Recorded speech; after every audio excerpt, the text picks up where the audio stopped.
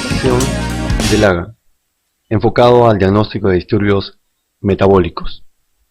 En primer término tenemos la definición de pH, como el logaritmo negativo de la concentración de protones. ¿Qué significa esto? En realidad, la concentración de protones es tan pequeña que se utiliza el pH como un artificio para poder expresarla en términos más o menos adecuados para su utilización.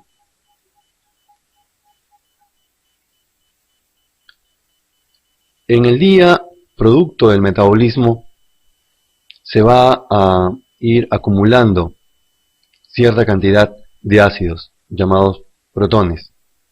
Los procesos metabólicos van a dar lugar a cierta concentración de ácidos.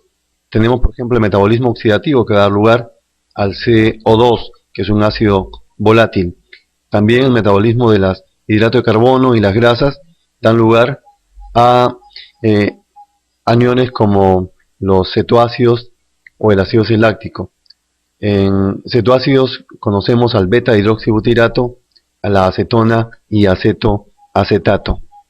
También tenemos que el metabolismo de las proteínas va a dar lugar a la producción de ácidos fijos no volátiles. Ahí es donde interviene el riñón con la producción de amonio o con la acidez titulable. ¿Qué es lo que representa el equilibrio ácido-base? Representa el comportamiento del compartimiento metabólico y también representa el adecuado funcionamiento de mecanismos reguladores. El pH se va a mantener en una situación de equilibrio debido a la participación de varios mecanismos. Tenemos ahí los llamados buffer, que van a neutralizar y mantener ese equilibrio que requiere el pH.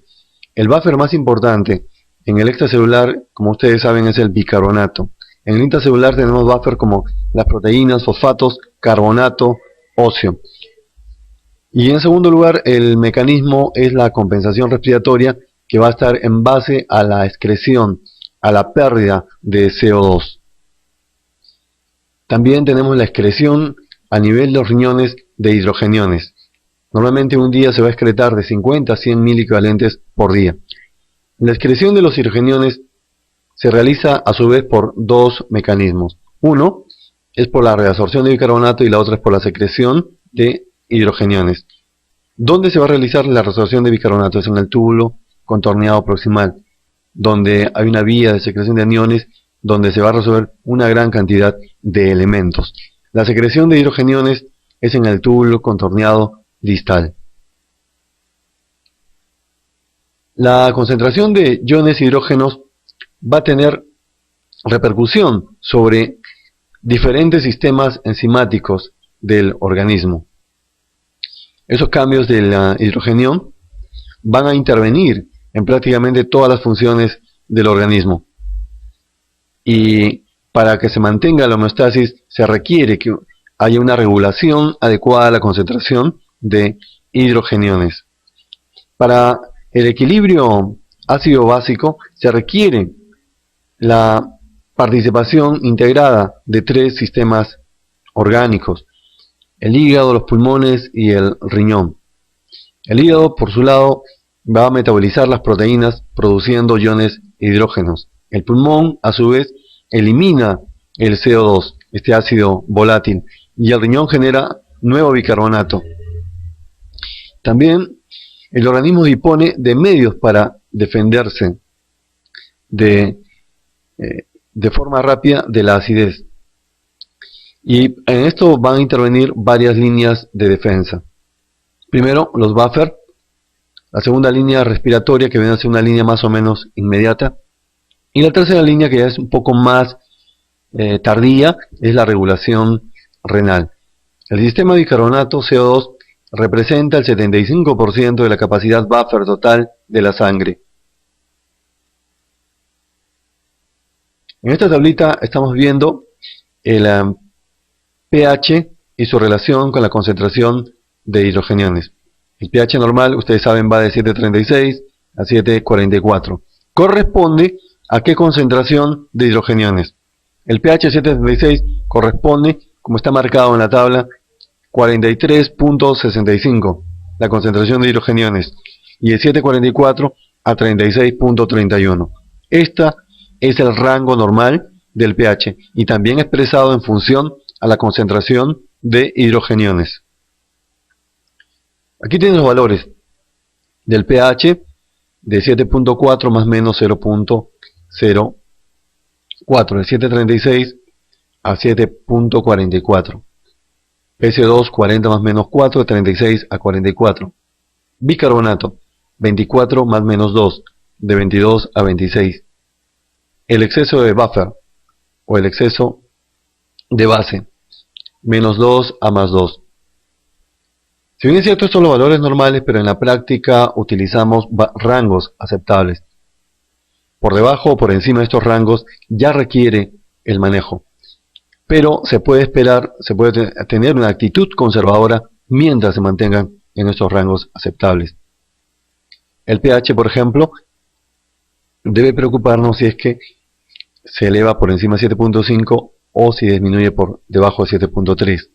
El PC2 cuando hay un aumento mayor de 50 o una disminución menor de 30. El bicarbonato, un incremento mayor de 30 o una disminución menor de 20. Y el exceso de buffer se estira aún mucho más, considerándose como un rango todavía aceptable de menos 10 a más 10. De repente esto es discutible. ¿Qué son los rangos aceptables? Son rangos que están por encima de lo normal, pero que tienen significación terapéutica en un paciente que está muy comprometido. Se le da chance entonces para que exista todavía una regulación siempre y cuando se mantenga sobre estos rangos, pero ya por debajo de estos rangos se debe tomar la acción terapéutica del caso. Estos rangos aceptables en la aplicación clínica han demostrado ser seguros y sobre todo bastante prácticos. Vamos a la parte de práctica del asunto. ¿Cómo hacemos nuestros diagnósticos en la lectura del AGA? Y vamos a aplicar pasos. El primer paso es ver el pH. Hay tres posibilidades. Ya sabemos que el valor normal es de 7.4 más menos 0.04, 7.36 a 7.44. La primera posibilidad es que el pH esté disminuido, eso se conoce como acidemia. Segundo, que el pH esté en el rango normal, se conoce como eudemia. Y tercero, que esté por encima del valor normal, eso sería alcalemia. Veamos en este ejemplo, en este AGA que estamos mirando en esta diapositiva. El pH es 7.3, está por debajo de 36. La primera conclusión es que estamos frente a acidemia. Es necesario enfatizar que acidemia no es lo mismo que acidosis, como vamos a ver después. Ahí tienen en la figura eudemia. El pH está entre 7.36 a 7.44. ¿Qué significa que encontremos eudemia? Dos posibilidades. O que no hay disturbio metabólico, o que el disturbio metabólico esté compensado o parcialmente compensado. Otra observación es cuando encontramos el pH dentro del rango normal en el contexto de disturbios en el AGA, lo más probable es que haya dos disturbios, que el disturbio sea mixto. Cuando el disturbio es mixto, lo más probable es que el pH esté dentro del rango normal. Luego tenemos la acidemia, un pH menor de 7.36. No es lo mismo acidemia que acidosis. ¿Qué es acidosis? Acidosis es el disturbio, el proceso fisiopatológico que va a llevar a la disminución del pH. Nos preguntamos, ¿puede haber acidosis sin acidemia? Y la respuesta es sí, cuando está compensado o cuando está parcialmente compensado. Luego, cuando el pH se incrementa por encima de 144, de 7.44, ya estamos frente a una alcalemia, que no es lo mismo que alcalosis. Alcalosis es el proceso fisiopatológico primario que produce un aumento del pH por encima del rango aceptable o por encima del rango normal, mayor de 7.44. Paso número 2. En el paso número 2 vamos a determinar cuál es el disturbio primario. ¿Cuál es el disturbio primario? En el caso que nos concierne, se trata de disturbio metabólico. Para eso hay que ver el bicarbonato y ver el pS2. Aquí tenemos que el pS2 se ha incrementado. Está por encima de 44 milímetros de mercurio. Y el bicarbonato también está incrementado en 35.2. Si consideramos el pH de inicio, es un pH ácido. Estamos frente a una acidemia. Tenemos que buscar la correlación con la alteración tanto del pS2 como del bicarbonato. Veamos.